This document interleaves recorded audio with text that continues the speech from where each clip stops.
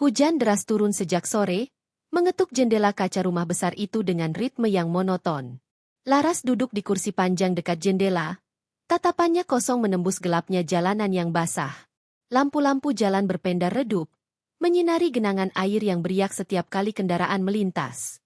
Di tangannya, secangkir teh melati sudah lama dingin, uapnya lenyap sejak lama, sama seperti kehangatan yang menguap dari rumah tangganya. Rumah itu berdiri megah dengan pilar marmer, lantai kayu berkilau, dan langit-langit tinggi yang dihiasi lampu gantung kristal. Bagi orang luar, rumah itu adalah simbol kemakmuran, bukti betapa suksesnya Aris, suaminya. Namun bagi Laras, dinding-dinding yang menjulang hanya memantulkan kesunyian. Setiap langkah yang ia ambil bergema, seolah mengingatkannya bahwa ia sendirian, meski ada suami di bawah atap yang sama. Laras memejamkan mata, mencoba mengingat rasa bahagia yang dulu pernah ada. Kenangan itu muncul jelas. 6 tahun lalu, Aris berdiri di hadapannya dengan setangkai bunga mawar putih di tangan. Senyumannya hangat, tatapannya penuh janji. Aku janji akan buat kamu bahagia, Ras, selamanya. Janji itu dulu terasa nyata. Di tahun-tahun awal pernikahan, Aris adalah suami yang hampir sempurna. Ia sering mengejutkan Laras dengan sarapan sederhana di tempat tidur, mengajaknya jalan-jalan tanpa alasan, bahkan hanya duduk berdua di teras sambil membicarakan mimpi. Laras merasa menjadi wanita paling beruntung. Namun, semua itu kini hanya bayangan. Suara pintu depan terbuka membuat Laras membuka mata. Aris baru saja pulang. Lelaki itu masih mengenakan setelan kerjanya, jas hitam rapi, kemeja biru tua yang kontras dengan kulitnya yang sawo matang. Rambutnya yang disisir klimis masih tampak basah oleh hujan, dan aroma parfum mahal segera memenuhi ruangan. Mas baru pulang. Laras menyambutnya dengan senyum kecil, meski dadanya terasa sesak. Aris hanya mengangguk singkat, tidak membalas senyum itu. Ia melepas jasnya dan menaruhnya di sandaran sofa, lalu berjalan ke dapur untuk mengambil air minum. Tanpa sepatah kata pun, ia kemudian menyalakan televisi. Sudah makan, Mas? Tanya Laras hati-hati. Belum. Tapi nggak lapar, jawabnya singkat. Laras menunduk. Kata-kata itu terdengar dingin, seperti pintu yang ditutup tepat di depan wajahnya. Ia tahu, mencoba berbincang dengan Aris hanya akan berujung pada keheningan atau kemarahan. Tapi bagian kecil di dalam hatinya masih terus berharap. Mereka duduk di ruangan yang sama, namun rasanya begitu jauh. Hanya suara televisi yang memecah kesunyian. Beberapa menit kemudian, Laras memberanikan diri. Mas, aku tadi lihat ada pengeluaran besar di rekening kita. Apa Mas ada beli sesuatu? Aris menoleh dengan ekspresi jengkel. Kamu ini kenapa, Laras? Selalu saja ikut campur urusan yang bukan tugasmu. Aku kerja keras, aku yang cari uang. Tugasmu cuma urus rumah. Jangan banyak tanya. Nada suaranya tajam. Remote televisi ia banting ke meja, membuat Laras tersentak. Maaf, Mas. Aku cuma khawatir. Sudah, jangan banyak alasan. Kalau aku bilang jangan ikut campur, ya jangan. Suara itu mengiris hati Laras. Tangannya bergetar, menekan pangkuan gaun rumahnya agar tak terlihat gemetar. Ia menunduk, berusaha menyembunyikan mata yang mulai berkaca-kaca. Aris berdiri, meraih ponselnya, lalu berjalan ke ruang kerja tanpa menoleh lagi. Keheningan kembali menelan ruangan. Laras menghela napas panjang, lalu bangkit menuju kamar. Ranjang besar dengan sprei putih tampak rapi, seakan menunggu kehadiran 2 orang. Namun yang ada hanya dirinya. Ia rebahkan tubuh, meraih bantal di sebelahnya. Kosong. Aris tak pernah lagi tidur di sampingnya. Selalu alasan yang sama, masih banyak laporan. Kenapa, Mas? Apa aku sudah tidak cukup baik untukmu? Bisiknya lirih, sebelum akhirnya air mata mengalir membasahi pipinya. Malam-malam seperti ini semakin sering datang. Laras mencoba mengingat kapan terakhir kali Aris menatapnya dengan cinta. Ia gagal. Yang ia ingat hanya wajah dingin, suara ketus, dan punggung Aris yang menjauh. Hari-hari berjalan dengan pola yang sama. Aris pulang larut malam, kadang tidak pulang sama sekali dengan alasan dinas luar kota. Ponselnya selalu terkunci dengan kode baru. Setiap kali ada pesan masuk, Ia buru-buru menyembunyikan layar. Naluri seorang istri berteriak ada yang tidak beres, meski Laras belum punya bukti. Di acara keluarga, semuanya berbeda. Aris bisa tiba-tiba jadi pria penuh perhatian. Ia menggenggam tangan Laras, menatapnya dengan senyum yang hangat, bahkan sesekali merangkul pinggangnya di depan orang lain.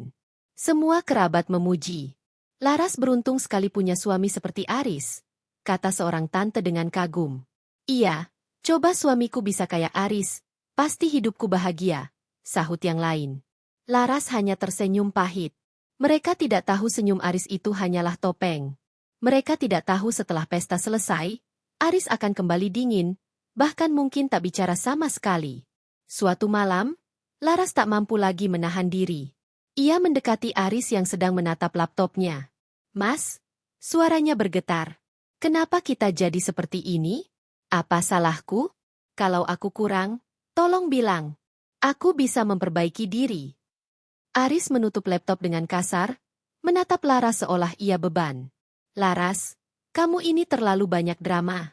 Aku lelah. Jangan buat masalah yang gak perlu. Aku sibuk cari uang, dan itu semua buat kamu. Tapi Mas, aku butuh suami, bukan sekadar uang. Aku butuh Mas ada di sisiku, ngobrol denganku, menyayangiku seperti dulu. Aris berdiri, suaranya meninggi. Sudahlah, Laras. Jangan kekanak-kanakan. Aku nggak punya waktu untuk ini. Ia berlalu meninggalkan kamar, meninggalkan Laras yang jatuh terduduk di sisi ranjang, menangis terisak-isak. Sejak malam itu, Laras tahu, ada yang lebih dari sekadar kesibukan kerja. Ada sesuatu yang disembunyikan Aris. Ia hanya belum tahu bahwa sesuatu itu bernama Cici dan rahasia itu akan menjadi badai besar yang menghancurkan segalanya. Malam itu Laras tidak bisa tidur. Matanya terus menatap langit-langit kamar, pikirannya dipenuhi tanda tanya. Selama beberapa bulan terakhir, sikap Aris semakin sulit dipahami. Semakin ia berusaha mendekat, semakin Aris menjauh. Ponsel suaminya yang selalu terkunci membuat nalurinya semakin yakin ada sesuatu yang ia sembunyikan. Hati Laras berperang. Ia ingin percaya pada Aris, ingin berpikir bahwa semua kecurigaan itu hanya perasaan berlebihan. Tapi bagaimana mungkin? Seorang istri bisa merasakan ketika cinta suaminya sudah tidak lagi sama. Dan malam itu, perasaan itu semakin kuat, seperti bisikan yang mendesak agar ia membuka mata. Ia berguling, mencoba memejamkan mata, namun sia-sia. Akhirnya Laras bangkit dari ranjang, melangkah perlahan ke ruang kerja Aris. Pintu setengah terbuka, lampu meja masih menyala. Aris sudah tidak ada mungkin tidur di sofa ruang tamu, atau bahkan sengaja meninggalkan rumah lagi. Di meja kerja, laptop Aris masih menyala. Jantung Laras berdetak kencang. Ia tahu membuka laptop suaminya tanpa izin adalah pelanggaran kepercayaan. Tapi bukankah Aris sudah lama menghancurkan kepercayaannya dengan sikap dingin itu? Tangannya bergetar saat ia meraih mouse. Layar menampilkan sebuah jendela obrolan. Dan disitulah Laras melihatnya. Sebuah nama terpampang di layar, Cici. Pesan-pesan manis memenuhi layar. Mas, aku kangen banget. Tadi pas meeting, aku nggak bisa konsentrasi lihat Mas ganteng banget. Tenang aja, sebentar lagi kita bisa bebas. Mas tinggal ceraikan si Laras, kan? Aku janji bakal bikin Mas lebih bahagia dari dia. Laras terdiam, tubuhnya membeku. Setiap kata yang ia baca seperti belati yang menusuk jantungnya. Matanya panas, air mata jatuh begitu saja. Tangan yang tadi bergetar kini mengepal kuat. Jadi benar, semua sikap dingin Aris, semua alasan lembur, semua dinas luar kota, semuanya hanya topeng untuk menutupi perselingkuhannya. Laras menggulir percakapan itu, semakin prihatinya ketika melihat balasan Aris. Kamu satu-satunya yang bikin aku semangat, Ci. Sabar ya, sebentar lagi semua akan selesai. Aku udah nggak tahan sama Laras. Aku bakal ceraikan dia. Aku nggak sabar hidup sama kamu. Laras menutup mulutnya, menahan suara tangis agar tak meledak. Ingin rasanya ia berteriak. Ingin ia memecahkan layar laptop itu. Tapi ia tahu amarahnya tidak akan mengubah kenyataan. Di dalam hati, sebuah suara berbisik lirih. Jadi, inilah akhirnya? Ingatan akan masa-masa awal pernikahan tiba-tiba menyeruak. Malam pertama setelah mereka resmi menikah, Aris menatapnya dengan penuh cinta. Aku nggak percaya akhirnya kamu jadi milikku, Ras, ucapnya saat itu, sambil mengecup keningnya. Laras tersenyum, teringat bagaimana ia percaya pada semua janji indah itu. Bagaimana ia yakin Aris akan selalu ada untuknya. Dan kini, lelaki yang sama menulis pesan mesra untuk wanita lain, merencanakan perpisahan yang menyakitkan. Perasaan itu membuat tubuh Laras lemas. Ia menutup laptop dengan tangan gemetar, lalu jatuh terduduk di lantai. Air mata mengalir deras, membasahi wajahnya. Kenapa, Mas? Kenapa kau tega sekali? Beberapa hari setelah penemuan itu, Laras mencoba bersikap biasa. Ia tidak langsung menegur Aris. Ia tahu, jika ia gegabah, Aris akan menyangkal, bahkan bisa lebih marah. Ia memilih diam, mengamati, dan menunggu waktu. Suatu sore, ia menemani temannya belanja di sebuah pusat perbelanjaan. Dan di sanalah, tanpa sengaja, matanya menangkap sosok yang tak asing. Aris. Ia berjalan beriringan dengan seorang wanita muda bergaun merah ketat, wajahnya cantik, riasannya tebal namun menawan. Wanita itu menggandeng lengan Aris dengan manja, tertawa kecil, seolah dunia hanya milik mereka berdua. Laras tercekat. Dadanya serasa dihantam benda keras. Langkahnya terhenti, tubuhnya gemetar. Dan saat itu juga, wanita itu menoleh. Mata mereka bertemu. Wanita itu tersenyum sinis. Ya, itulah Cici. Tatapannya penuh kemenangan. Seakan berkata, aku yang dicintai Aris sekarang. Kau hanya masa lalu. Aris tampak terkejut melihat Laras berdiri tak jauh dari mereka. Sekilas wajahnya panik, tapi cepat-cepat ia berlagak tenang. Ia meraih tangan Cici, pura-pura hanya kebetulan bertemu. Laras, ini, Aris mencari kata. Ini rekan kerjaku. Namanya Cici. Cici menatap Laras dengan senyum palsu. Halo, Mbak. Saya sering dengar nama Mbak dari Mas Aris. Laras menatapnya lama, hatinya perih, tapi wajahnya berusaha tetap tegar. Ia tahu, Cici bukan sekadar rekan kerja. Wanita ini adalah racun yang perlahan-lahan merebut suaminya. Senang berkenalan, jawab Laras lirih. Namun dalam hati, ia berjanji, ini tidak akan dibiarkan begitu saja. Sepulang dari kejadian itu, Laras menangis sejadi-jadinya. Tangis yang tak lagi bisa ia tahan. Tangis seorang wanita yang dikhianati. Ia ingin bertanya pada Aris, ingin marah, tapi bibirnya keluh.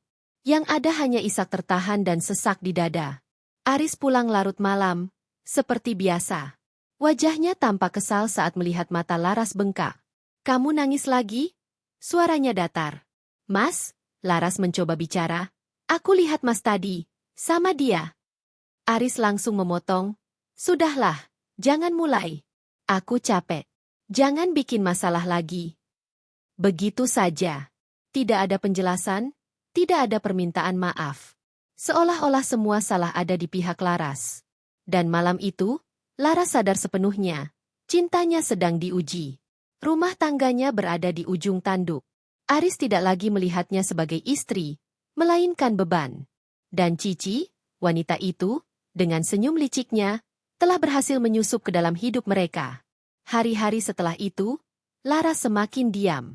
Ia berhenti bertanya, berhenti mencari penjelasan. Tapi bukan berarti ia menyerah.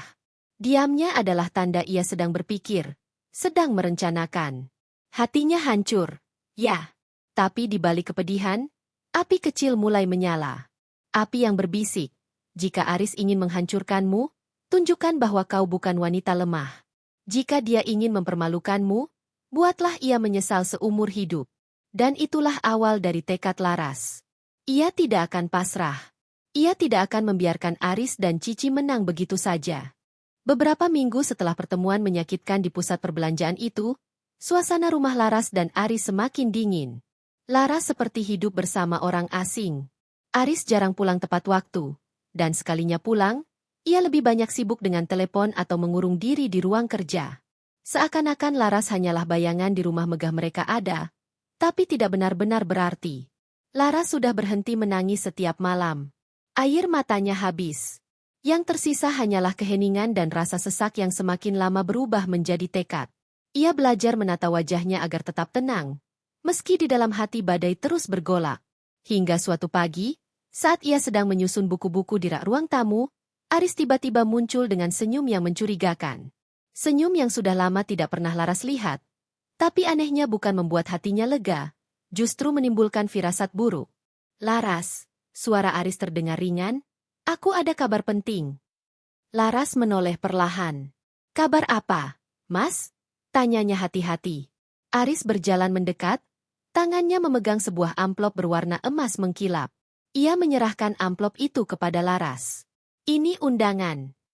Laras mengambilnya dengan ragu. Kertas tebal itu tercium wangi mahal. Huruf-hurufnya tercetak elegan. Ia membaca. Pesta anniversary pernikahan ke-6 Aris dan Laras. Hotel Grand Luminos Ballroom. Dress code, formal elegan. Mata Laras membesar. Tangannya sedikit bergetar. Anniversary? Ucapnya lirih. Aris tersenyum tipis, seolah menikmati keterkejutan itu. Iya, aku sudah siapkan semuanya. Aku ingin pesta ini besar, meriah. Semua kolega bisnis, rekan kerja, teman lama, akan hadir. Laras menatap Aris lama, mencoba membaca niat di balik matanya. Kenapa tiba-tiba? Selama bertahun-tahun, Aris tidak pernah tertarik merayakan anniversary. Bahkan tahun lalu, ia bahkan tidak pulang, dengan alasan rapat di luar kota. Dan sekarang, tiba-tiba ia ingin menggelar pesta mewah? Kenapa mendadak sekali? Mas? Tanya Laras pelan. Aris mengangkat alis, nada suaranya tajam. Mendadak? Aku cuma ingin sesuatu yang berbeda. Jangan banyak tanya. Kamu cukup hadir dan berpenampilan pantas. Jangan bikin malu aku di depan tamu. Kalimat terakhir itu menusuk hati Laras. Jangan bikin malu aku. Seolah keberadaan dirinya hanya potensi aib di mata Aris. Laras mengangguk pelan, menutupi perasaannya. Baik, Mas. Aris tidak berkata apa-apa lagi. Ia berbalik dan keluar rumah dengan langkah tergesa, meninggalkan aroma parfum maskulin yang samar bercampur dengan hawa dingin. Sejak menerima undangan itu, hati Laras tidak tenang. Ia tahu Aris bukan tipe pria yang mendadak berubah romantis. Semua tindak tanduknya pasti ada maksud terselubung. Dan jika ingatannya kembali pada pesan-pesan mesra dengan Cici, firasat buruk itu semakin kuat. Malam harinya, Laras duduk di tepi ranjang sambil memandangi undangan emas itu. Jarinya mengusap pelan huruf namanya sendiri. Tapi bukannya bahagia, justru ia merasa seperti sedang membaca surat hukuman. Kenapa aku merasa pesta ini bukan untuk dirayakan, tapi untuk sesuatu yang lain? Pikirnya. Ia menutup mata, membayangkan kemungkinan terburuk. Bagaimana jika Aris sengaja mengundang semua orang untuk mempermalukannya? Bagaimana jika pesta itu hanyalah panggung untuk mengumumkan sesuatu perceraiannya? Mungkin? Dan yang lebih mengerikan, bagaimana jika Cici juga akan hadir? Jantung Laras berdegup kencang hanya dengan memikirkannya. Kecurigaan Laras semakin terbukti ketika suatu malam ia terbangun dan mendapati Aris sedang berbicara lewat telepon di ruang tamu. Suaranya terdengar rendah tapi penuh semangat, berbeda dengan nada datar saat berbicara dengannya. Ia menahan napas, berdiri di balik pintu dengan hati-hati. Ya, semua sudah siap. Ballroom sudah aku booking. Suara Aris jelas terdengar. Kamu tenang aja, Ci. Malam itu semua akan tahu siapa sebenarnya Laras. Aku akan ceraikan dia di depan semua orang. Dan setelah itu, kamu yang akan aku dampingi. Tubuh Laras membeku. Air matanya hampir jatuh. Tapi ia cepat-cepat menutup mulut agar suaranya tidak terdengar. Iya, aku juga nggak sabar. Kamu pasti cantik banget pakai gaun itu nanti. Biar semua orang lihat, cuma kamu yang pantas berdiri di samping aku. Laras menutup mata, menahan sakit yang terasa seperti ditusuk ribuan jarum. Jadi benar, pesta anniversary itu hanyalah jebakan. Bukan perayaan cinta, tapi panggung penghinaan. Malam itu, Laras kembali ke kamarnya dengan langkah gemetar. Ia duduk di ujung ranjang, menatap kosong ke arah undangan emas yang masih tergeletak di meja. Tangannya mengepal erat. Ia bisa saja menangis lagi, bisa saja pasrah. Tapi tiba-tiba, ada sesuatu dalam dirinya yang berubah. Kalau Aris ingin mempermalukannya, kalau Aris ingin menjadikan pesta itu panggung kehancuran, maka Laras tidak akan tinggal diam. Ia tidak akan memberi Aris kepuasan melihatnya hancur. Ia akan membalikkan keadaan. Sejenak, Laras membayangkan wajah Cici yang tersenyum sinis di pusat perbelanjaan waktu itu. Senyum penuh kemenangan yang menusuk harga dirinya. Aku akan buat kalian berdua menyesal. Bisiknya lirih pada dirinya sendiri. Untuk pertama kalinya setelah sekian lama, Laras merasakan api kecil dalam dadanya. Api yang tumbuh dari rasa sakit, dari penghinaan, dari cinta yang dikhianati. Keesokan harinya, Laras mulai menyusun rencana. Ia tidak tahu persis bagaimana caranya, tapi ia tahu satu hal. Ia harus memiliki bukti kuat tentang perselingkuhan Aris dengan Cici. Bukti yang tak terbantahkan, yang bisa ia tunjukkan di depan semua tamu pesta. Ia mulai lebih waspada, memperhatikan setiap gerak-gerik Aris, setiap panggilan telepon, setiap jadwal keluar kota. Ia mencatat, menyimpan, mengingat. Dan untuk pertama kali dalam beberapa bulan terakhir, Laras merasa dirinya bukan lagi sekadar istri yang disakiti. Ia merasa seperti seorang pejuang yang diam-diam menyiapkan senjata untuk pertempuran besar. Hari-hari menjelang pesta anniversary terasa seperti mimpi buruk yang tak berujung bagi Laras. Rumah yang seharusnya menjadi tempat nyaman malah berubah menjadi arena penuh ketegangan. Setiap kali Aris pulang, ia membawa hawa asing, seolah tubuhnya memang ada di sana, tapi jiwanya sudah melayang entah kemana. Bau parfum berbeda yang kadang menempel di kemejanya, senyum samar di layar ponsel saat menerima pesan, serta tatapan sinis tiap kali Laras mencoba bicara, semua itu menjadi kepingan puzzle yang menyusun satu kebenaran. Aris sepenuhnya milik wanita lain, Cici. Tapi anehnya, Aris semakin sering menyinggung pesta anniversary itu. Ia memerintahkan Laras untuk mengunjungi butik, memilih gaun, bahkan menyuruhnya ke salon supaya layak dipamerkan. Laras hanya menuruti. Meski hatinya penuh tanda tanya. Setiap kata yang keluar dari bibir Aris, baginya terasa seperti jebakan. Ia tahu, suaminya bukan tiba-tiba berubah peduli. Semua itu hanya bagian dari skenario besar yang sedang dirancang. Suatu malam, Aris kembali pulang lewat tengah malam. Laras, yang pura-pura tertidur di kamar, mendengar pintu ruang kerja terbuka. Suara langkah Aris terdengar tergesa, lalu disusul suara telepon yang ditekan. Laras menahan napas, beranjak perlahan, berdiri di balik pintu kamar yang sedikit terbuka. Cici, iya, semua sudah hampir beres. Suara Aris terdengar jelas. Ada nada mesra di sana. Nada yang sudah lama sekali hilang ketika berbicara dengan Laras. Besok aku akan ketemu pihak hotel. Memastikan tata ruang panggung sesuai. Aku ingin malam itu sempurna. Bayangkan wajah Laras saat aku katakan di depan semua orang kalau aku menceraikannya. Hahaha. Tawa itu menusuk telinga Laras, membuat dadanya sesak. Iya, kamu juga harus siap. Gaun yang kamu pilih pasti bikin semua orang terpana. Biarkan mereka lihat, kamu lebih cantik, lebih muda, lebih pantas jadi istriku dibandingkan dia. Setelah malam itu, kamu bukan lagi sekadar rahasia. Kamu akan jadi pendamping resmiku. Laras menutup mulutnya rapat-rapat, menahan isak tangis yang hampir pecah. Tubuhnya gemetar, tapi bukan hanya karena sedih. Ada amarah yang semakin membara di dalam dadanya. Aris melanjutkan dengan nada rendah. Aku sudah siapkan pengacara. Begitu aku umumkan, dokumen cerai langsung aku sodorkan. Dia tidak akan bisa berkutik. Semua orang akan jadi saksi. Dia akan dipermalukan seumur hidupnya. Kamu lihat saja, Ci, betapa puasnya aku malam itu. Percakapan itu membuat Laras merasa seperti ditusuk pisau berkali-kali. Namun, alih-alih hancur, hatinya mendadak terasa dingin. Seperti ada lapisan baja yang menyelimuti luka-lukanya. Ia kembali ke ranjang dengan langkah lemah, lalu duduk lama di tepi ranjang, memeluk dirinya sendiri.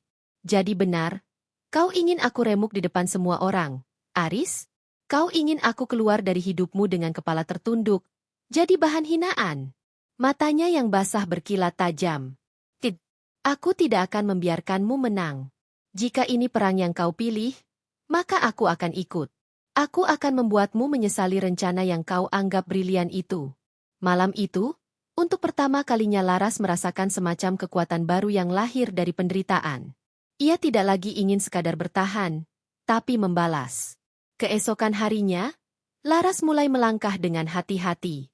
Ia berpura-pura menjalani rutinitas seperti biasa menyajikan sarapan, merapikan rumah, bahkan menanyakan kebutuhan Aris seakan tidak tahu apa-apa. Namun di balik sikap tenangnya, pikirannya bekerja keras. Ia butuh bukti. Bukti yang cukup kuat untuk membalikan keadaan di pesta nanti. Ia teringat pada telepon Aris yang sering berbunyi tengah malam. Kadang Aris meninggalkannya begitu saja di ruang kerja saat terlelap. Suatu pagi, saat Aris buru-buru berangkat kerja dan meninggalkan ponselnya di meja makan, Laras memberanikan diri menyentuhnya. Jantungnya berdegup kencang. Jari-jarinya bergetar saat membuka layar. Benar saja, ada pesan-pesan singkat dari Cici Dua Hati. Mas, aku udah fitting gown. Pasti kamu makin jatuh cinta nanti. Aku nggak sabar nunggu malam itu. Akhirnya semua orang tahu aku calon istrimu. Jangan lupa kita meeting sama vendor dekor jam 2 siang ya. Aku juga mau lihat setting panggung. Setiap kata di layar itu seperti cambuk yang menyakitkan. Laras memotret pesan-pesan itu dengan ponselnya sendiri, lalu menghapus jejak dari ponsel Aris agar ia tidak curiga. Beberapa hari kemudian, Laras mendengar Aris berbicara dengan seseorang di ruang kerja, membahas soal dekorasi bunga, panggung, dan tata lampu. Laras mendekat diam-diam, menempelkan telinganya ke pintu. Ia mendengar suara perempuan lain di seberang telepon Cici yang terdengar begitu percaya diri. Pokoknya aku mau diatur posisi duduknya dekat panggung. Mas, aku nggak mau cuma jadi tamu biasa. Aku harus terlihat spesial, kata Cici manja. Aris tertawa pelan. Tenang aja, Ci. Kamu bakal duduk di depan, di kursi VIP. Semua orang akan tahu kamu istimewa. Malam itu milik kita. Hati Laras berdegup kencang. Ia merasakan darahnya mendidih, tapi juga mencatat setiap kata yang keluar. Ia tahu, semakin banyak yang ia kumpulkan, semakin kuat senjata yang akan ia gunakan untuk melawan. Hari-hari berikutnya, Laras mulai mencari cara lain. Ia menyalakan rekaman suara di ponselnya setiap kali Aris berbicara di telepon, lalu mendengarkannya diam-diam. Kadang ia menangkap kalimat-kalimat yang begitu gamblang janji Aris untuk menceraikannya, rayuan mesra kepada Cici, bahkan rencana mereka setelah pesta. Semua ia simpan dengan rapi. Di dalam kamar pribadinya, Laras mulai membuat folder khusus di laptopnya. Folder yang ia beri nama, Kebenaran. Di sana, ia mengumpulkan foto, rekaman, dan tangkapan layar pesan.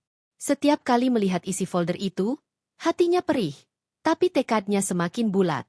Suatu sore, Laras duduk di teras rumah dengan secangkir teh hangat. Ia menatap langit jingga, pikirannya melayang jauh. Apa aku sanggup?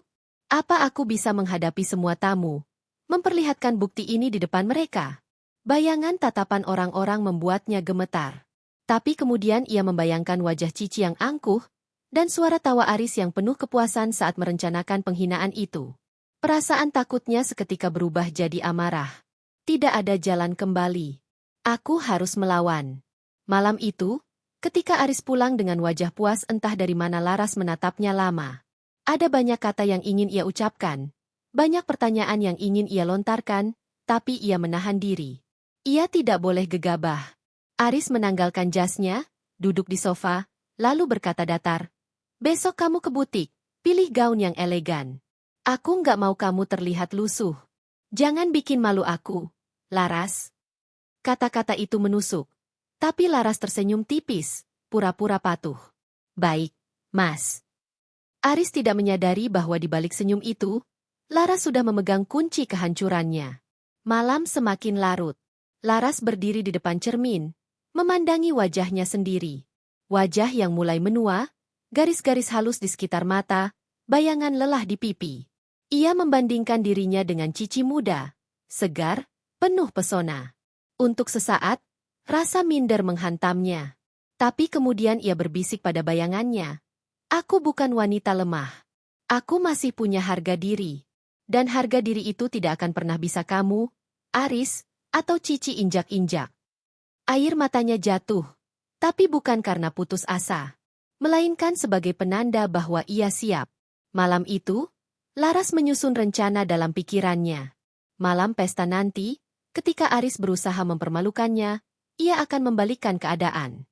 Ia akan memutar rekaman, menayangkan bukti, dan menunjukkan kepada semua orang siapa Aris sebenarnya. Dan yang lebih penting, ia akan berdiri tegak.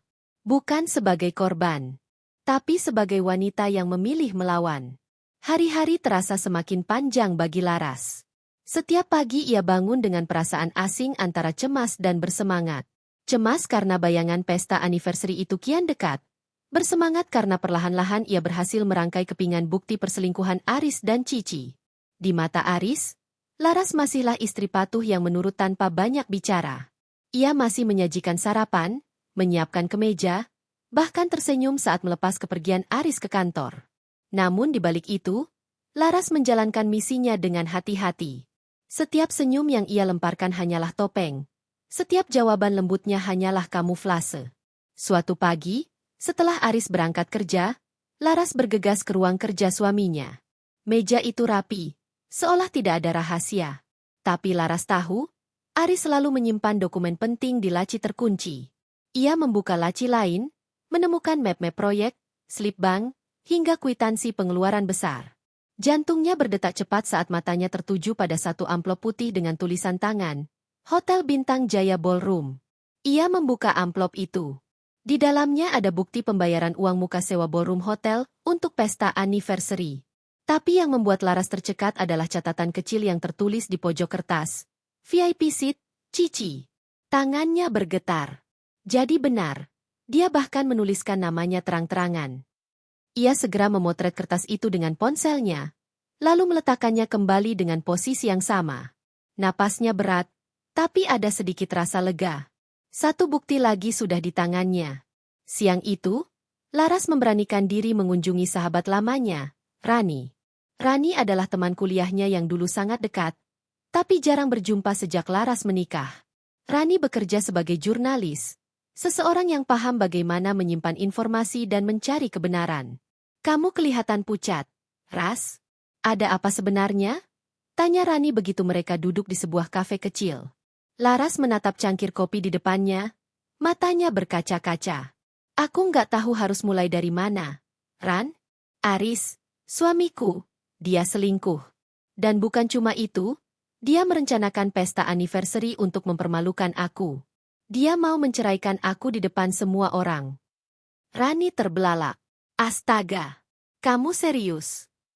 Dengan suara bergetar, Laras menceritakan segalanya pesan di ponsel, percakapan telepon yang ia dengar, bukti pembayaran hotel. Ia bahkan memperlihatkan rekaman dan foto di folder. Kebenaran, miliknya. Rani terdiam lama, lalu meraih tangan Laras. Ras, kamu kuat banget sudah bisa kumpulin semua ini. Tapi kalau kamu mau hadapi dia di pesta, kamu butuh strategi matang. Jangan cuma emosi. Kita harus pastikan bukti ini nggak bisa dibantah. Laras mengangguk. Itu kenapa aku butuh bantuanmu. Aku tahu kamu punya cara. Aku nggak mau cuma terlihat marah. Aku ingin menunjukkan kebenaran. Rani tersenyum samar. Matanya tajam. Baik. Aku akan bantu. Kita bikin Aris dan perempuan itu nggak bisa lari dari apa yang mereka lakukan. Hari-hari berikutnya, Laras semakin nekat. Ia mengikuti Aris diam-diam suatu sore ketika suaminya berkata ingin lembur di kantor. Dengan mobil kecilnya, ia menjaga jarak. Benar saja, mobil Aris justru berbelok ke sebuah restoran mewah. Dari kejauhan, Laras melihat Aris turun dengan wajah penuh semangat. Tak lama kemudian, seorang wanita bergaun merah muncul. Cici. Laras menahan napas. Melihat langsung mereka bersama jauh lebih menyakitkan daripada sekadar membaca pesan. Aris menarik kursi untuk Cici, tertawa kecil. Lalu menatapnya seolah dunia hanya milik mereka berdua. Air mata Laras mengalir, tapi ia mengangkat ponselnya. Ia mengambil foto demi foto, merekam video singkat, memastikan ia punya bukti kuat. Setiap klik kamera seperti luka baru di hatinya, tapi juga sekaligus obat. Semakin banyak ia rekam, semakin besar tekadnya. Di dalam mobil, Laras berbisik pada dirinya sendiri. Senyumlah sekarang, Aris, senyumlah, Cici. Karena sebentar lagi senyum itu yang akan jadi bahan ejekan orang. Malam itu, Laras kembali berdiskusi dengan Rani. Ia menunjukkan foto dan video hasil rekamannya. Rani mengangguk puas. Ini bukti visual yang kuat. Kalau kamu tayangkan di pesta, nggak ada orang yang bisa menyangkal. Tapi kamu harus siap mental, Ras. Malam itu akan jadi momen besar. Bukan hanya Aris yang dipermalukan, tapi semua mata akan tertuju padamu. Kamu harus berdiri tegak. Laras menarik napas panjang. Aku siap, Ran. Aku sudah terlalu lama jadi bayangan di rumahku sendiri. Malam itu, aku akan bangkit. Beberapa hari menjelang pesta, Aris semakin sering terlihat ceria. Ia sibuk menelepon vendor, tertawa bersama Cici lewat video call, bahkan beberapa kali membawa pulang brosur undangan. Laras memperhatikannya dari jauh, pura-pura sibuk dengan pekerjaan rumah. Suatu malam, Aris mendekati Laras sambil menyerahkan sebuah kotak. Ini gaun untukmu. Aku pesan khusus. Pastikan kamu pakai ini nanti. Laras membuka kotak itu. Gaun berwarna biru tua. Cantik, tapi ada sesuatu yang aneh. Saat menyentuhnya, Laras sadar gaun itu terlalu longgar di beberapa bagian, seperti dipilih dengan sengaja agar terlihat tidak pas di tubuhnya. Aris tersenyum miring. Aku ingin kamu terlihat berbeda malam itu. Laras membalas senyum tipis. Tentu, Mas. Dalam hati, ia sudah tahu maksudnya. Aris ingin ia terlihat memalukan di depan tamu. Tapi Laras punya rencana sendiri. Gaun itu akan ia ubah diam-diam. Ia sudah menghubungi penjahit langganan Rani untuk memperbaikinya sehingga justru akan membuatnya terlihat anggun. Satu persatu, potongan rencana Aris terbongkar.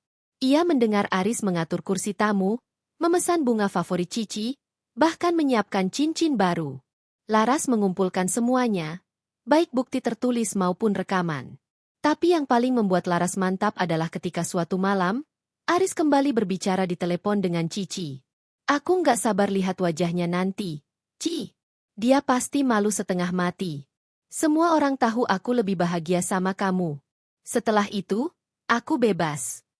Suara Cici terdengar menggoda. Dan aku akan jadi nyonya besar. Jangan khawatir, Mas. Aku akan buat semua orang tahu betapa kamu lebih pantas sama aku daripada dia. Laras merekam percakapan itu dari balik pintu kamar. Begitu mendengar suara tawa mereka berdua, ia menutup mata rapat-rapat, menahan perih. Tapi ketika rekaman berhenti, ia tersenyum pahit. Kalian pikir aku nggak tahu? Tunggu saja. Malam itu bukan aku yang hancur, tapi kalian. Hari demi hari, folder, kebenaran, di laptop Laras semakin penuh. Foto-foto, rekaman suara, bukti transaksi, hingga catatan kecil Aris. Ia merasa semakin siap. Tapi di sisi lain, ada beban berat yang menghantam batinnya. Seringkali, saat malam tiba dan ia sendiri di kamar, Laras menangis tanpa suara. Ia masih mencintai Aris. Atau setidaknya ia mencintai sosok Aris yang dulu. Sosok pria yang dulu menjemputnya dengan bunga, yang menepati janji pernikahan, yang menatapnya penuh kasih. Semua itu kini tinggal kenangan. Kenapa? Mas, kenapa kamu berubah jadi seperti ini? Bisiknya pada gelap malam. Namun setiap kali ragu muncul, bayangan wajah Cici membuatnya kembali kuat. Ia tahu, jika ia menyerah, maka ia akan benar-benar diinjak-injak. Menjelang hari H, Laras menyusun segala sesuatunya dengan hati-hati. Ia menyiapkan flash disk berisi foto dan video, mengunci folder di laptop, bahkan mengirim salinan bukti ke email Rani sebagai cadangan. Ia tidak mau ada satupun risiko yang membuat rencananya gagal. Saat Aris sibuk mempersiapkan pesta dengan percaya diri, Laras diam-diam menyiapkan panggung versinya sendiri. Panggung di mana kebenaran akan ditampilkan, dan semua orang akan melihat siapa sebenarnya yang layak dipermalukan. Dalam diam, ia berjanji pada dirinya sendiri. Malam itu, aku bukan korban. Aku adalah hakim atas pengkhianatan kalian. Malam itu akhirnya tiba. Hari yang sejak berminggu-minggu lalu terasa seperti bayangan hitam di kepala Laras kini menjelma nyata di depan mata. Sejak pagi, ia sudah merasakan kegelisahan merambat ke seluruh tubuhnya. Tangannya dingin, dadanya sesak, tapi matanya menyimpan api kecil yang tak bisa dipadamkan lagi. Sejak subuh, rumah mereka terasa lebih sibuk daripada biasanya. Beberapa orang event organizer datang untuk memastikan semua berjalan sesuai rencana. Mereka membawa map, berbicara dengan suara riuh, sambil sesekali bertanya kepada Aris yang tampak begitu bersemangat. Aris tersenyum lebar. Wajahnya berbinar seperti seorang pengantin baru yang akan melangsungkan pesta besar. Sementara itu, Laras hanya mengamati dari jauh. Ia duduk di sofa, tampak sibuk dengan buku kecil di tangannya. Padahal pikirannya melayang ke flash disk yang ia sembunyikan di tas tangan. Flash disk itu berisi kebenaran yang akan mengubah segalanya malam nanti. Aris sempat melirik istrinya. "Kamu sudah siap, Laras?" Tanyanya dengan nada datar, seolah-olah malam ini benar-benar hanya pesta biasa. Laras tersenyum samar. "Tentu, Mas. Semua akan berjalan sesuai harapanmu." Jawaban itu membuat Aris semakin puas. Ia tidak tahu bahwa di balik senyum tipis Laras, ada badai yang siap mengguncang hidupnya. Menjelang sore, Laras masuk ke kamar untuk bersiap. Gaun biru tua yang semula sengaja dipilih Aris agar terlihat buruk kini sudah disulap oleh penjahit menjadi gaun elegan yang jatuh sempurna di tubuhnya. Potongan bahunya membuat Laras tampak anggun, dan detail manik-manik kecil yang ditambahkan memberi kesan mewah tanpa berlebihan. Di depan cermin, Laras menatap dirinya lama. Mata yang biasanya redup kini berkilat penuh tekad. Bibirnya dipoles merah marun, rambutnya ditata sederhana dengan sanggul modern. Untuk pertama kalinya setelah sekian lama, ia merasa kembali menemukan dirinya sendiri. "Ini aku," bisiknya pada pantulan di cermin. "Bukan bayangan, bukan boneka. Malam ini, aku akan berdiri sebagai Laras yang sesungguhnya." Rani datang tepat waktu. Ia membantu merapikan riasan terakhir, lalu meraih tangan sahabatnya erat-erat. "Kamu cantik sekali, Ras. Malam ini kamu akan membuat semua orang terdiam." Laras mengangguk pelan. "Aku siap." Pukul 8 malam, mobil hitam mewah yang disewa Aris berhenti di depan Hotel Bintang 5 di pusat kota. Lampu-lampu kristal di lobi berkilauan, karpet merah terbentang, dan musik klasik samar terdengar dari dalam ballroom. Pesta anniversary keluarga Aris memang digelar megah. Para tamu undangan berdatangan dengan pakaian formal, senyum lebar, dan rasa ingin tahu. Begitu Laras turun dari mobil, beberapa pasang mata langsung terarah padanya. Gaun biru tua yang elegan membuatnya tampak anggun, jauh dari gambaran istri yang murung atau ketinggalan zaman. Ia melangkah dengan tenang, meski jantungnya berdebar keras. Aris berjalan di sampingnya, mengenakan setelan jas hitam yang rapi. Di wajahnya terpancar percaya diri, seolah ia benar-benar raja malam itu. Sesekali ia melirik Laras, mungkin kaget karena gaun itu tidak terlihat buruk seperti yang ia rencanakan. Tapi Aris cepat mengalihkan pikiran, yakin bahwa sebentar lagi semua akan sesuai rencananya. Ballroom hotel sudah dihias megah. Lampu gantung kristal menjuntai dari langit-langit, bunga mawar putih menghiasi setiap meja, dan panggung besar dengan layar LED dipasang di depan. Musik lembut mengalun, pelayan berlalu lalang membawa gelas sampanye. Para tamu menyapa Aris dengan hangat. Mereka menyalami, memuji pestanya, bahkan beberapa berbisik kagum karena pesta anniversary ini hampir menyerupai resepsi pernikahan. Aris tampak puas dengan perhatian itu. Sementara itu, Laras hanya tersenyum ramah pada setiap tamu. Di dalam hatinya, ia mencatat wajah-wajah yang nanti akan menjadi saksi kebenaran. Di sudut ruangan, Laras menangkap sosok yang membuat dadanya bergetar cici. Perempuan itu datang dengan gaun merah menyala, mencolok di antara tamu lain. Rambutnya terurai indah, bibirnya merah terang, dan senyumnya penuh percaya diri. Beberapa tamu bahkan menoleh 2 kali, terpikat oleh penampilannya. Namun bagi Laras, yang ia lihat hanyalah wajah pengkhianat. Cici melangkah mendekat, lalu menyapa Aris dengan suara lembut. "Selamat malam, Mas Aris. Pesta yang indah sekali." Aris tersenyum, jelas berusaha menyembunyikan kegembiraan berlebihan. "Terima kasih, Ci. Senang kamu datang." Laras menatap mereka sekilas, lalu berpaling seolah tidak peduli. Dalam hati, ia berkata, "Nikmati malam ini, Cici. Karena sebentar lagi semua mata akan menatapmu dengan cara berbeda." Acara dimulai. MC naik ke panggung, menyapa tamu dengan antusias. Musik berhenti sejenak, diganti suara mikrofon yang menggema. "Hadirin sekalian, selamat malam. Malam ini kita berkumpul untuk merayakan momen istimewa, anniversary pernikahan Tuan Aris dan Ibu Laras." Tepuk tangan riuh terdengar. Aris menggenggam tangan Laras, menggiringnya naik ke panggung. Laras tersenyum kecil, Meski dalam hati ia tahu Aris hanya sedang memamerkan trofinya. Di panggung, Aris berbicara panjang. Ia bercerita tentang perjalanan pernikahan, tentang perjuangan membangun rumah tangga, hingga tentang bagaimana ia ingin malam ini menjadi kenangan indah. Semua terdengar manis di telinga tamu, seolah-olah ia adalah suami teladan. Laras mendengarkan dengan tenang. Setiap kata manis yang keluar dari mulut Aris hanyalah pisau yang menusuk hatinya. Tapi ia menahan diri, menunggu saat yang tepat. Setelah sambutan, MC mempersilakan para tamu menikmati hidangan. Musik kembali mengalun, suasana cair dengan tawa dan percakapan. Namun Laras merasakan ketegangan yang semakin pekat. Ia tahu, bagian selanjutnya adalah puncak dari rencana Aris. Benar saja, tak lama kemudian Aris kembali naik ke panggung. Hadirin sekalian, suaranya tegas, malam ini saya ingin memberikan kejutan yang berbeda. Sebuah kebenaran yang harus diketahui semua orang. Tamu-tamu terdiam, menunggu dengan penuh penasaran. Laras menegakkan tubuhnya, jantungnya berdetak kencang. Aris melirik ke arah Cici, lalu kembali menatap hadirin. Selama ini saya dan Laras menjalani rumah tangga yang tampak sempurna. Tapi kenyataannya, ada hal-hal yang tidak bisa lagi dipertahankan. Malam ini, saya ingin jujur pada semua orang, pernikahan kami akan segera berakhir. Ruangan mendadak riuh. Beberapa tamu saling berbisik, ada yang terkejut, ada yang menutup mulut dengan tangan. Aris melanjutkan dengan suara lantang, saya sudah menemukan seseorang yang membuat saya bahagia, seseorang yang lebih pantas mendampingi saya. Dan orang itu adalah... Sebelum Aris sempat menyebut nama, layar LED besar di belakang panggung menyala.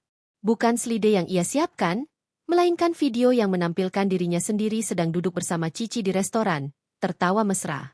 Tamu-tamu langsung bersorak kaget. Beberapa menjerit kecil, sebagian besar bersuara riuh. Aris membelalak, wajahnya pucat. Apa-apaan ini?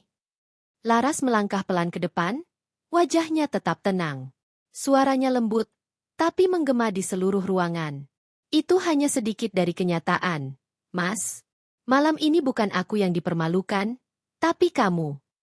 Layar berganti menampilkan rekaman suara Aris dan Cici saat mereka berencana mempermalukan Laras. Suara mereka jelas, tawa mereka terdengar menusuk.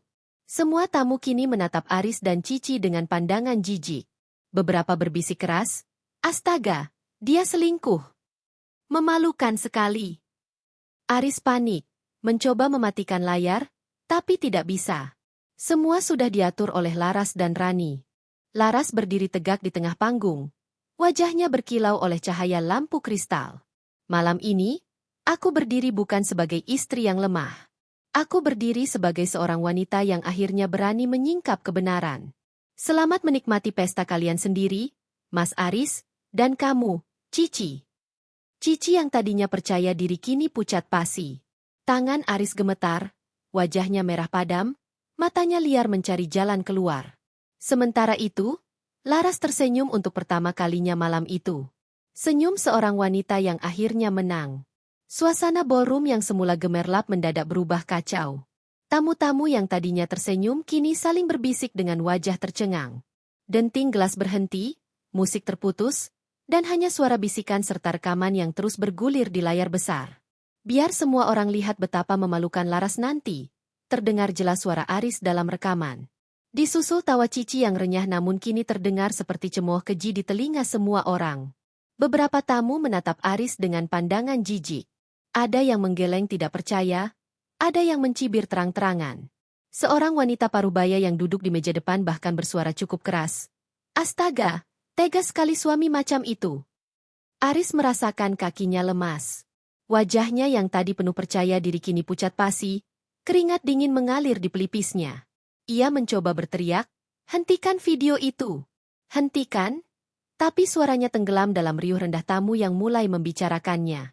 Cici berdiri di antara kerumunan, wajahnya yang tadi cantik dan penuh percaya diri kini merah padam. Ia mencoba menutupi wajah dengan tangan, tapi sorot kamera tamu-tamu yang mulai merekam dengan ponsel membuatnya semakin terpojok. Ya ampun, itu kan Cici, bisik salah satu tamu. Pantesan dia datang dengan gaun merah mencolok. Ternyata selingkuhan, sahut yang lain, Tak lagi berusaha menutupi suaranya. Laras berdiri anggun di panggung.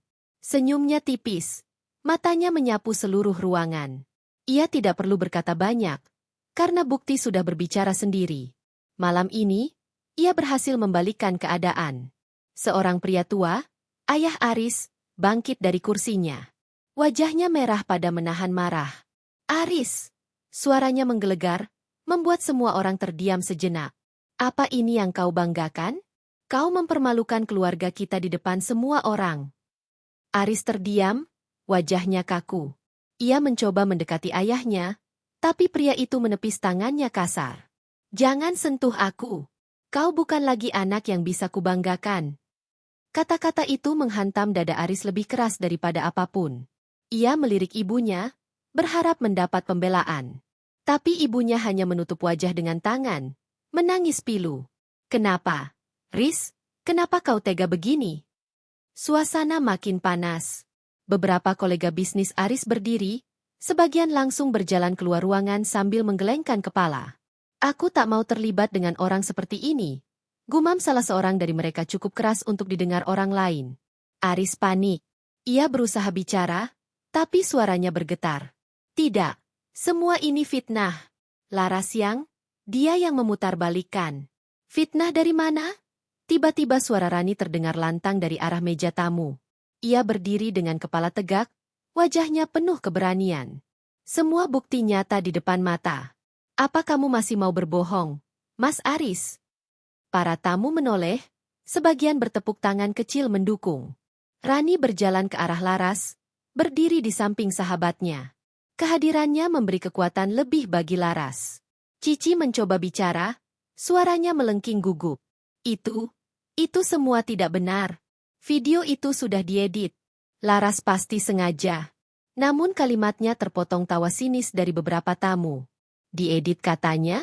Padahal suaranya jelas banget. Kalau benar diedit, kenapa dia panik? Cici terdiam, matanya berair.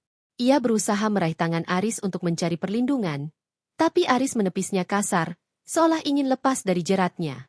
Diam kamu, Ci. Jangan banyak bicara. Namun penolakan itu justru semakin memperburuk keadaan.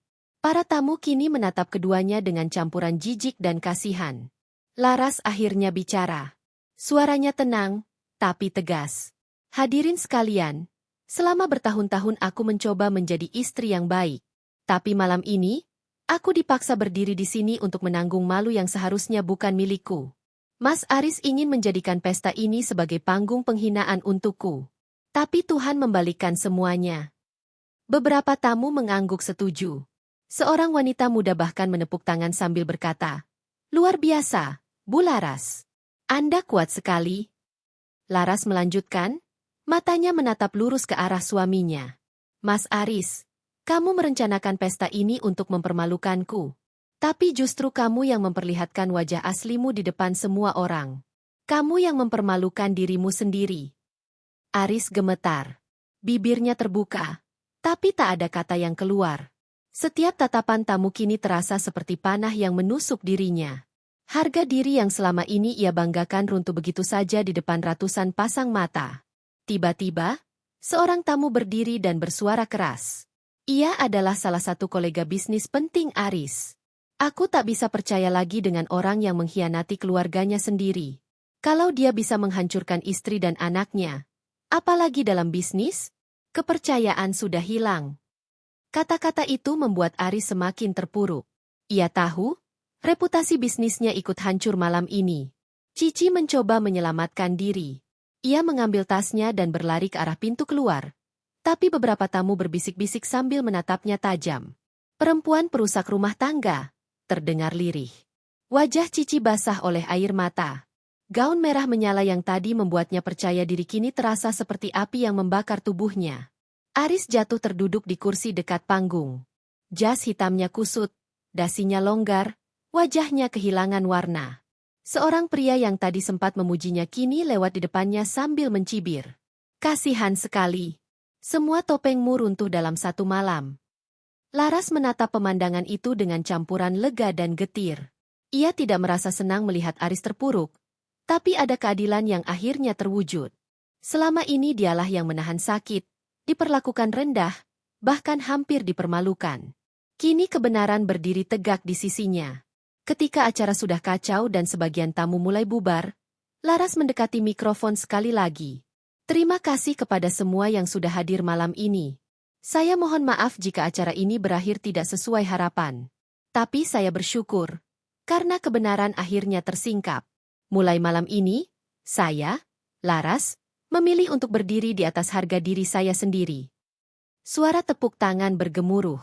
Bukan tepuk tangan meriah seperti saat konser, tapi lebih seperti penghormatan pada keberanian seorang wanita yang memilih untuk tidak lagi diinjak. Aris hanya bisa menunduk. Wajahnya semakin tenggelam di balik rasa malu. Saat Laras melangkah turun dari panggung, Rani menyambutnya dengan pelukan erat. Kamu berhasil, Ras. Malam ini kamu menang. Laras menghela napas panjang. Bukan aku yang menang, Ran, tapi kebenaran. Ia menoleh sekali lagi pada Aris yang masih duduk terpaku, lalu berbisik lirih yang hanya bisa didengar sahabatnya, dan mungkin, ini adalah awal dari akhir kami. Ballroom itu, yang tadinya penuh cahaya dan tawa, kini berubah menjadi saksi kehancuran seorang pria yang terlalu percaya pada kebohongan. Malam yang direncanakan sebagai pesta kemenangan justru, menjadi malam runtuhnya harga diri Aris. Dan bagi Laras, ini baru permulaan dari langkah besar menuju kebebasan. Pesta yang awalnya direncanakan sebagai malam penuh kemewahan berakhir dalam kekacauan. Lampu-lampu kristal masih berkilau di langit-langit ballroom, tapi suasana sudah hambar. Meja-meja yang tadi penuh makanan kini ditinggalkan, kursi kosong berserakan, sementara sisa tawa palsu dan bisikan mengejek masih menggantung di udara. Laras berdiri di luar ballroom, merasakan udara malam yang dingin menyapu wajahnya. Nafasnya panjang, dadanya bergetar, seolah semua ketegangan yang ia tahan selama acara tadi kini mencari jalan keluar. Rani menggenggam tangannya erat. Kamu yakin baik-baik saja, Ras? Tanya sahabatnya itu, khawatir. Laras tersenyum samar.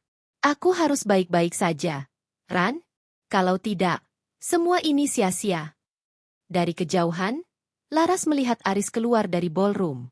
Jalannya gontai, dasinya sudah dilepas, wajahnya pucat pasi. Cici tidak bersamanya.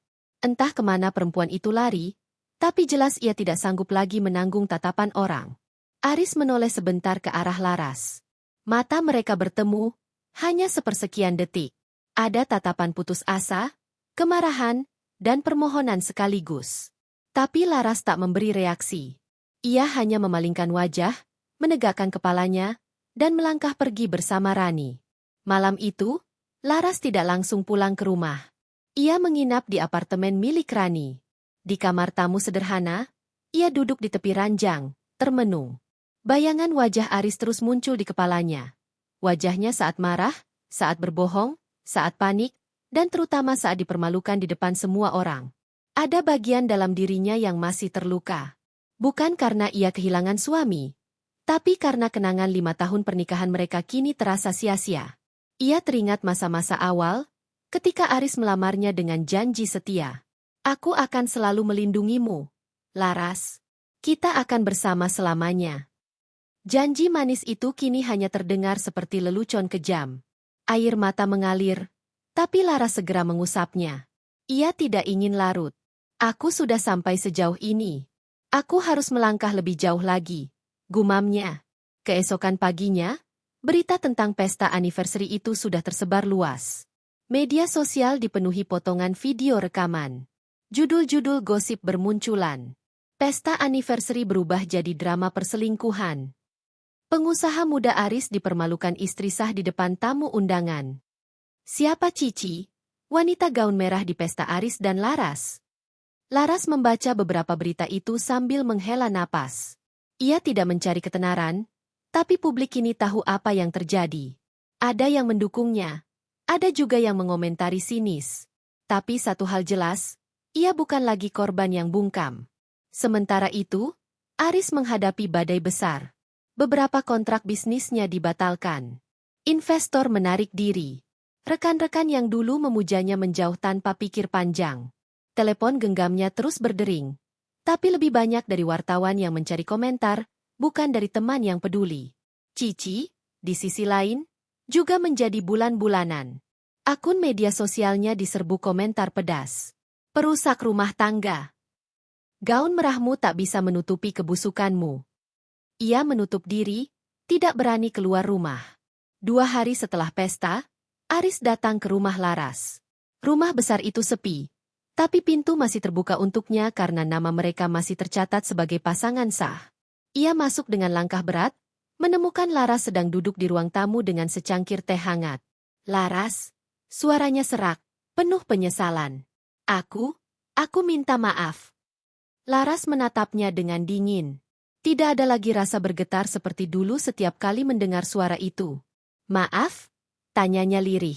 Kamu pikir kata maaf bisa menghapus semua yang sudah kamu lakukan? Aris mendekat, berlutut di hadapannya. Aku salah. Aku hilaf. Aku terjebak.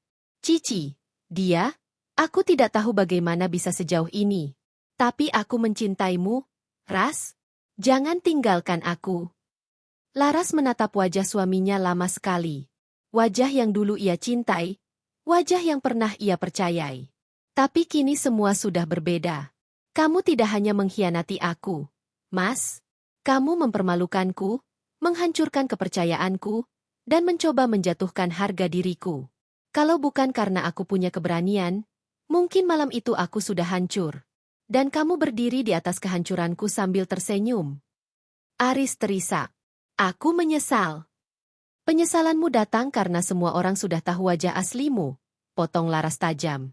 Kalau tidak ada pesta itu, kamu masih akan bersama Cici di belakangku, bukan? Aris terdiam. Tidak ada jawaban yang bisa membenarkannya. Hari itu juga, Laras menyerahkan map berwarna coklat kepada Aris. Ini surat pengajuan cerai. Aku sudah siapkan semuanya. Aris terperanjat. Tangannya gemetar saat menerima map itu. Kamu benar-benar mau berpisah denganku? Ini bukan keinginanku, jawab Laras tegas. Ini keputusan yang kamu paksa aku ambil. Karena kamu sudah memilih jalanmu sendiri. Aris menunduk. Air matanya jatuh ke lantai marmer. Untuk pertama kalinya, ia benar-benar merasa kehilangan. Hari-hari berikutnya menjadi masa transisi yang berat. Proses perceraian mulai berjalan. Media semakin gencar memberitakan kasus mereka. Tapi Laras tidak gentar. Ia tetap menjalani aktivitasnya, bekerja, dan membangun kembali dirinya. Rani selalu ada di sisinya, memberi semangat. Kamu tahu nggak, Ras? Banyak wanita di luar sana yang mengagumimu sekarang. Mereka lihat kamu sebagai contoh. Kamu kuat. Kamu berani. Laras hanya tersenyum tipis. Aku tidak mencari kekaguman, Ran. Aku hanya ingin hidupku kembali damai. Namun di dalam hatinya, ia tahu, apa yang ia lakukan memang membuka mata banyak orang. Bahwa tidak ada wanita yang harus terus-menerus menerima perlakuan tidak adil hanya karena takut kehilangan status atau nama baik. Sementara itu, Aris semakin jatuh. Bisnisnya runtuh. Keluarganya menjauh. Bahkan Cici meninggalkannya. Perempuan itu tak sanggup menanggung hujatan dan memilih kabur entah kemana. Malam-malam Aris kini sepi. Ia duduk sendirian di rumah besar yang dulunya ramai dengan canda tawa. Setiap sudut rumah mengingatkannya pada Laras. Dapur tempat Laras sering memasak, ruang tamu tempat mereka menonton film, kamar tidur tempat mereka dulu berjanji untuk selalu bersama. Tapi kini semua kosong. Hanya ada penyesalan yang menghantuinya. Hari sidang perceraian tiba. Pengadilan penuh dengan wartawan yang mencoba meliput. Laras datang dengan kepala tegak, mengenakan pakaian sederhana namun anggun. Aris duduk di kursi tergugat, wajahnya muram. Hakim mendengar semua keterangan. Bukti rekaman dari pesta itu turut dilampirkan. Saksi-saksi dipanggil, termasuk beberapa tamu yang hadir malam itu. Semuanya jelas. Akhirnya, hakim mengetukkan palu. Dengan ini, pengadilan memutuskan sah perceraian antara Laras dan Aris. Suasana hening. Laras menarik napas panjang, seolah beban bertahun-tahun terangkat dari dadanya. Ia menatap Aris sekali lagi, bukan dengan kebencian, tapi dengan ketenangan. Selamat tinggal, Mas, katanya pelan. Semoga kamu belajar dari semua ini. Aris menunduk, tak sanggup berkata apapun. Di luar pengadilan, Laras melangkah keluar sambil menggenggam tangan Rani. Wartawan mengerubungi, mikrofon diarahkan ke wajahnya. Bu Laras, apa Anda menyesal? Apa Anda marah pada mantan suami Anda? Laras tersenyum tipis, menatap kamera. Saya tidak menyesal. Justru saya bersyukur. Karena akhirnya saya bisa berdiri untuk diri saya sendiri. Semua wanita harus tahu, harga diri kita tidak boleh ditukar dengan apapun. Suara kilatan kamera bertubi-tubi, tapi Laras tidak gentar. Ia tahu, malam itu dan semua keberanian yang ia tunjukkan telah mengubah jalan hidupnya selamanya. Dan itulah keputusan terbesar dalam hidupnya. Meninggalkan yang merusak, dan memilih dirinya sendiri. Langkah Laras meninggalkan gedung pengadilan terasa berat, tapi juga ringan pada saat bersamaan. Berat karena ada bagian dalam dirinya yang seolah terkoyak habis bagaimanapun Aris pernah menjadi seseorang yang ia cintai. Seseorang yang ia percaya akan menemaninya sampai tua. Tapi di sisi lain, langkah itu juga ringan, karena untuk pertama kalinya ia merasa bebas dari belenggu yang selama ini mengekangnya. Rani menggenggam tangannya erat. Kamu hebat, Ras. Aku bangga banget sama kamu. Laras tersenyum tipis, menatap sahabatnya itu dengan mata yang berkaca-kaca. Aku nggak tahu harus gimana kalau nggak ada kamu, Ran. Kamu yang selalu jadi sandaran waktu aku hampir jatuh. Kamu nggak akan jatuh, jawab Rani mantap. Kamu terlalu kuat buat itu. Hari itu Laras pulang bukan ke rumah besar yang dulu ia tempati bersama Aris, melainkan ke sebuah rumah kecil yang ia sewa di pinggiran kota. Rumah sederhana dengan pagar kayu, taman mungil di depan, dan jendela besar yang menghadap ke jalan. Tidak semewah rumah lamanya, tapi justru disitulah Laras menemukan kenyamanan. Tidak ada bayangan perselingkuhan, tidak ada suara teriakan, tidak ada air mata yang ia tahan. Malam pertama ia tidur sendirian di rumah itu, Laras menyalakan lilin aroma lavender, menuangkan teh hangat ke cangkir, lalu duduk di balkon kecil sambil menatap langit malam. Bintang-bintang bersinar terang, seolah memberi salam pembuka untuk hidup barunya. Aku sudah merdeka, bisiknya pada dirinya sendiri. Kata itu terasa asing, tapi manis di lidah. Meski begitu, rasa sepi tetap datang seperti tamu tak diundang. Ada saat-saat Laras menatap kasur kosong di sampingnya, mengingat malam-malam ketika ia tidur dengan Aris. Ada juga pagi-pagi ketika ia bangun sendirian, dan sunyi menyambutnya. Tapi setiap kali perasaan itu datang, ia mengingatkan dirinya. Lebih baik sendiri dalam damai daripada bersama dalam luka.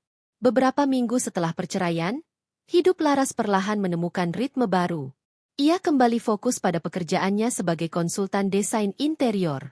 Dulu, saat masih bersama Aris, ia sempat mengurangi pekerjaannya karena Aris merasa istri tidak perlu terlalu sibuk.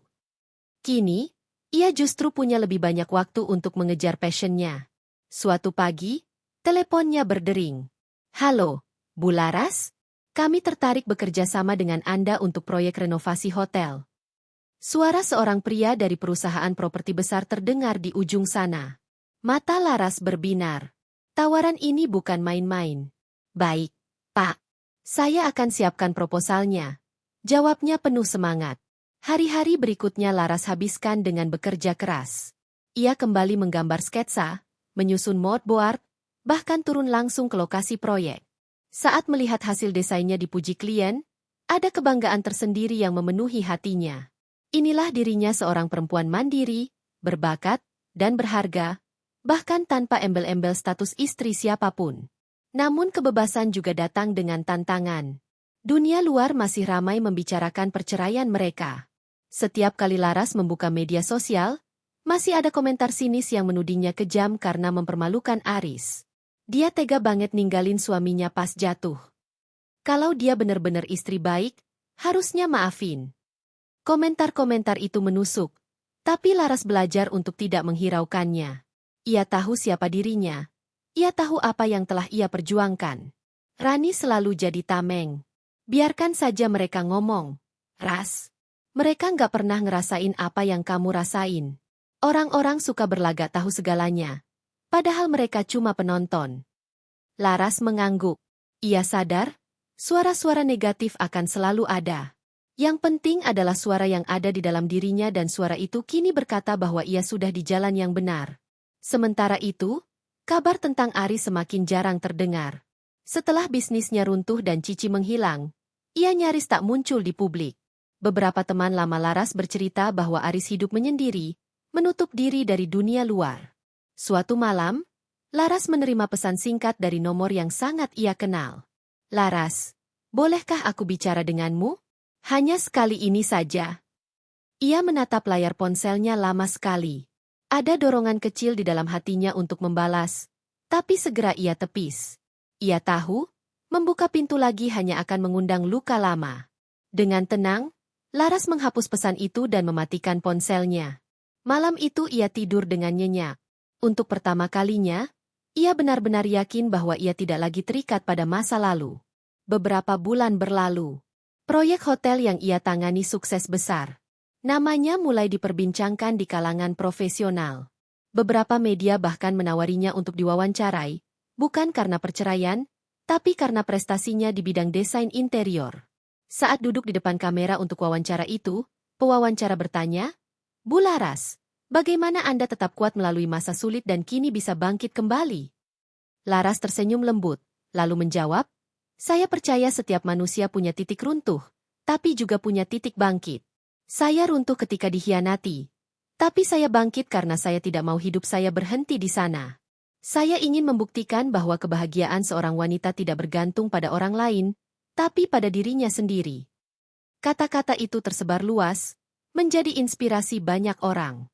Laras mendapat banyak pesan dukungan dari perempuan-perempuan yang pernah merasakan pahitnya diselingkuhi, ditinggalkan, atau diremehkan. Mereka menganggapnya sebagai simbol kekuatan. Namun bagi Laras, semua itu bukan tentang menjadi simbol. Ia hanya ingin menjalani hidup yang tulus, tanpa topeng, tanpa ketakutan. Suatu sore, Laras duduk di kafe kecil dekat rumahnya, menikmati cappuccino sambil menulis di buku catatan. Ia menuliskan rencana-rencana masa depannya, membuka studio desain sendiri, mungkin menulis buku tentang perjalanan hidupnya, bahkan traveling ke luar negeri sendirian. Di meja seberang, seorang pria parubaya menatapnya sambil tersenyum sopan. "Anda Laras, kan? Desainer interior?" Laras menoleh, agak terkejut. "Iya, betul. Maaf, kita pernah bertemu." Pria itu mengulurkan tangan. "Saya Bagas, pemilik galeri seni di Jakarta. Saya kagum dengan karya Anda. Kalau Anda tidak keberatan, saya ingin mengundang Anda berkolaborasi dengan galeri kami." Percakapan mereka berlanjut hangat. Bagas bercerita tentang passionnya di dunia seni, Laras berbagi tentang kecintaannya pada estetika ruang. Ada rasa nyaman yang tumbuh pelan-pelan. Bukan cinta instan, tapi perasaan dihargai dan didengarkan. Malam itu Laras pulang dengan senyum tipis. Ia menyadari sesuatu. Hidupnya kini penuh dengan kemungkinan baru. Ia tidak lagi terikat masa lalu, tidak lagi terjebak dalam luka. Jalan di depannya masih panjang, tapi ia siap melangkah dengan hati yang lebih kuat. Hari-hari berikutnya Laras semakin sibuk. Ia memimpin tim desain, menghadiri pameran seni, dan mulai menulis catatan pribadinya. Kadang ia tertawa sendiri ketika menyadari betapa jauhnya ia melangkah sejak malam kelam pesta anniversary itu. Ada kalanya ia masih teringat Aris, tapi bukan lagi dengan sakit hati. Lebih seperti seseorang yang melihat foto lama dan hanya mengangguk. "Ya, itu bagian dari ceritaku. Tapi bukan lagi bagian dari hidupku." Kini, Laras tidak lagi menjadi wanita yang dikhianati, bukan pula istri yang ditinggalkan. Ia adalah Laras yang utuh, yang kuat, dan yang bebas. Dan di hatinya, ia tahu, ini baru awal. Malam itu langit Jakarta diselimuti ribuan lampu kota. Dari atas gedung tinggi tempat acara pameran seni berlangsung, cahaya-cahaya itu berkelip seperti bintang. Laras berdiri di balik panggung, menata napasnya. Hari ini, ia bukan sekadar tamu, bukan lagi bayangan di balik nama besar suaminya, tapi tokoh utama. Pameran ini adalah hasil kolaborasi besarnya dengan Galeri Seni Bagas, dan ia akan tampil sebagai sosok yang membawakan visi desain sekaligus kisah perjuangan seorang perempuan. Gaun biru tua yang ia kenakan menjuntai anggun. Rambutnya ditata sederhana. Make-up tipis hanya menonjolkan sorot matanya yang berani. Sesaat ia menatap cermin di sudut ruangan, dan di sana ia melihat seorang Laras yang berbeda. Bukan lagi wanita yang dulu menangis dalam diam di kamar sepi, bukan pula wanita yang rela diinjak harga dirinya. Ia kini adalah sosok baru. Laras yang bebas, Laras yang kuat. Ketika namanya dipanggil, tepuk tangan bergemuruh. Laras melangkah naik ke panggung, menatap puluhan pasang mata yang menunggu. Ia membuka pidatonya dengan tenang, bercerita tentang seni, ruang, dan bagaimana desain bisa menjadi cerminan jiwa manusia. Namun tanpa disadari, suaranya mulai menyelipkan sesuatu yang lebih personal, sebuah kisah hidup. Beberapa tahun lalu, ucapnya, aku berada di titik terendah. Aku merasa kecil, tidak berarti, bahkan tidak pantas untuk bahagia. Tapi aku belajar, kehancuran bukanlah akhir. Justru dari kehancuran itu, kita bisa membangun sesuatu yang baru. Lebih kuat, lebih indah. Ruangan hening. Semua mata tertuju padanya. Di antara kerumunan itu, ia melihat Rani menatapnya sambil tersenyum bangga. Dan tak jauh dari sana, matanya menangkap sosok yang tak asing, Aris. Laras tercekat sejenak, tapi segera menegakkan tubuhnya. Aris tampak lusuh. Wajahnya jauh berbeda dari pria penuh percaya diri yang dulu ia kenal. Bajunya sederhana, matanya redup. Ia berdiri di antara kerumunan, seolah mencari celah untuk menghapus jejak malu yang masih melekat. Laras melanjutkan pidatonya tanpa goyah. Kata-kata terakhirnya menutup acara itu dengan tepuk tangan panjang. Ia turun dari panggung, dikerubungi banyak orang yang ingin menyalami, memuji, bahkan menawarkan kerjasama. Tapi matanya kembali bertemu dengan Aris, yang berdiri kaku di sudut ruangan. Laras, suara Aris lirih saat akhirnya mereka berhadapan. Ada keretakan jelas di wajahnya, campuran penyesalan dan rasa kehilangan. Aku ingin bicara. Laras menarik napas panjang. Untuk apa, Aris? Semuanya sudah berakhir. Aku salah. Aris menunduk. Aku hancur. Cici meninggalkanku. Bisnisku runtuh. Dan tiap malam aku hanya teringat kamu. Aku mohon, beri aku kesempatan. Ada rasa getir yang melintas di hati Laras. Dulu, kata-kata maaf itu yang selalu ia nantikan. Tapi kini, kata itu terasa hampa. Laras menatapnya dengan sorot mata yang tidak lagi rapuh. Kamu tahu, Aris? Ucapnya pelan tapi tegas. Dulu aku hampir percaya kebahagiaanku hanya ada padamu. Tapi ternyata aku salah. Aku bisa bahagia tanpamu. Bahkan lebih bahagia daripada sebelumnya. Aris terdiam. Kata-kata itu bagai tamparan keras. Di hadapan orang-orang yang lalu lalang, ia tampak semakin kecil. Laras melangkah pergi, meninggalkannya berdiri sendirian. Untuk pertama kalinya, ia tidak merasakan sakit, tidak juga dendam. Hanya ada kelegaan. Beberapa minggu setelah acara itu, nama Laras semakin melambung. Proyek-proyek besar datang silih berganti. Ia mulai membuka studionya sendiri, mempekerjakan anak-anak muda berbakat, memberikan mereka kesempatan seperti yang dulu pernah ia perjuangkan. Hidupnya kini penuh warna. Ada kesibukan, ada tawa, ada harapan. Rani tetap menjadi sahabat yang setia di sisinya. Sementara Bagas semakin sering hadir dalam lingkaran kehidupannya. Tidak ada janji manis, tidak ada drama berlebihan, hanya kenyamanan yang tulus. Suatu sore, Laras dan Bagas duduk di tepi pantai, memandangi matahari terbenam setelah menghadiri pameran seni di Bali. Ombak bergulung pelan, angin laut membawa aroma asin yang menenangkan. Laras, kata Bagas, kamu tahu kenapa aku kagum sama kamu? Laras tersenyum samar. Kenapa? Karena kamu berani memilih dirimu sendiri.